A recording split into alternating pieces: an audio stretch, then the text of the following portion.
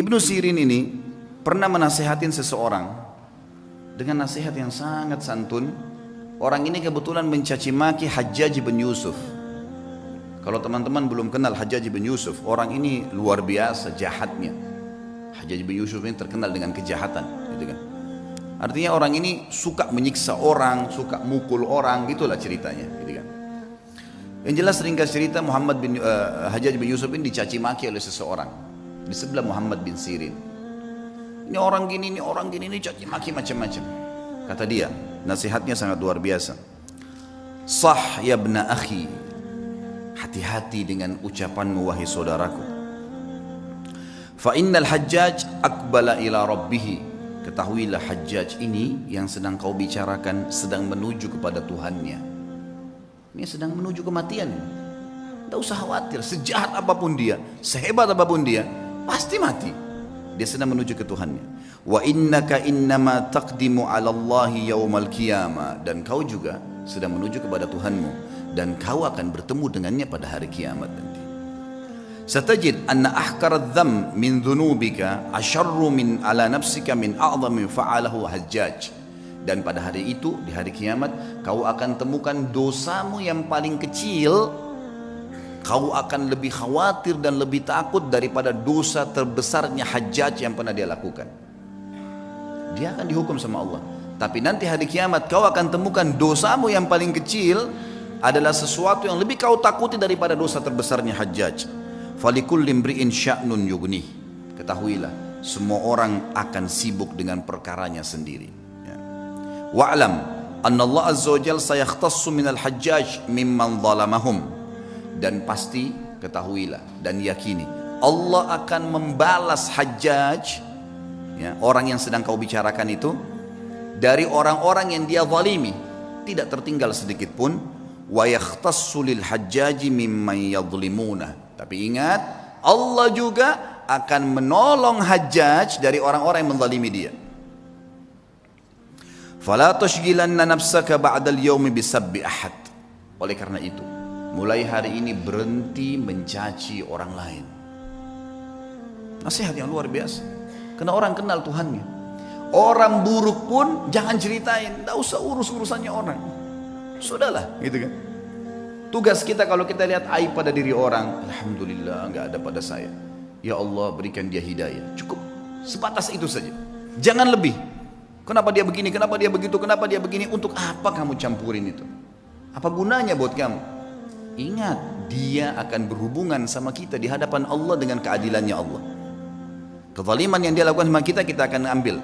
Tapi kezaliman kita pada dia juga dia akan ambil. Gak ada yang tersembunyi hari kiamat.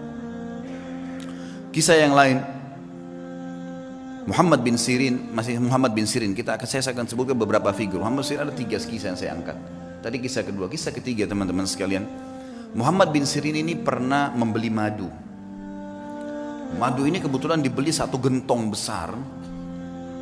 Kalau gentong di zaman dulu itu mungkin ya bisa menampung sekitar 200 kilo madu sampai 250 kilo madu.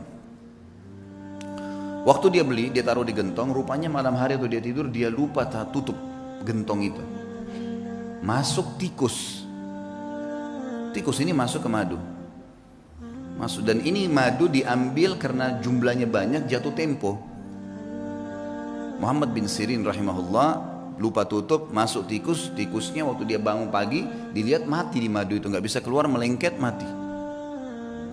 Muhammad bin Sirin rahimahullah mengambil madu itu semuanya dibuang, sengaja cari sungai dibuang. Dia bukan buang biasa, dibuang di sungai supaya mengalir gitu. Orang-orang semua datangin, wahai Muhammad bin Sirin, tinggal kamu angkat tikusnya, yang lainnya jual. Kenapa kok harus semuanya dibuang? Apa jawaban dia? Demi Allah saudaraku, aku tidak tahu tetesan mana madu yang kena bakteri, yang kena kotorannya, najisnya tikus itu, sehingga saya jual pada seseorang dan saya menipunya gitu. Maka saya lebih baik rugi semuanya daripada saya dihisab sama Allah hari kiamat. Luar biasa imannya. Dibuang, dialirkan semua. Kisahnya berlanjut, subhanallah. Pemilik madu datang nagih Beberapa waktu kemudian, wahai Ibnu Sirin, tagihannya. Kata Ibnu Sirin, saya belum punya uang. Kata dia, baiklah. Bagaimana jalan keluarnya? Ibnu Sirin bilang, kasih saya waktu, beberapa waktu saya akan bayar. Baiklah, dikasih waktu. Berjalan waktu, sama Ibnu Sirin dengan hikmah Allah belum punya duit. Orang ini hanya mengeluh kepada hakim. Hakimnya manggil, Muhammad bin Sirin ulama besar, dipanggil. Dihormatin di pengadilan, lalu dikatakan, wahai Ibnu Sirin, bagaimana kasus anda? Dia bilang, hukum di tangan anda. Ceritanya begini, dan memang saya belum punya apa-apa. Kata hakim, kalau begitu anda akan dipenjarakan. Kata Ibnu Sirin, lakukan. Penjarakan. Dipenjarain Ibnu Sirin. Sampai tunggu siapa yang bisa bayarin buat dia gitu. Subhanallah, penjaga penjara tahu siapa Ibnu Sirin, ulama besar. Kata penjaganya apa? Wahai Ibnu Sirin, kalau malam hari pulanglah tidur dengan keluarga anda, pagi silakan anda kembali ke sini. Kira-kira bagaimana tuh kalau kita ditawarin begitu? Penjaga penjara, silakan pulang ke rumah, nanti pagi datang lagi ke sini. Begitu terus di penjara. Kata Ibnu Sirin, demi Allah, sambil pegang kerangkengan penjaranya, demi Allah ya saudaraku, saya tidak akan tolong kamu masuk ke neraka. Saya akan tinggal di sini sampai utang saya terbayar. Gak mau keluar. Baca Al-Quran, sholat malam, sampai akhirnya orang-orang satu Baghdad datang membayarkan dia. Didengar ceritanya dibayarin, ya. Lunasin utangnya sampai dia keluar. Tapi bagaimana mereka mengetahui hubungannya dengan Allah Subhanahu Wa Taala? Dan ini satu hal yang mahal teman-teman sekalian, mahal sekali. Ini hanya bisa didapatkan bagi jiwa-jiwa yang suci, yang bersih, yang mau memang berhubungan dengan Tuhannya. Dan Allah Azza wa Jalla ini zat yang kalau memberi selalu dalam Al-Quran bahasanya apa? Bighairi hisab.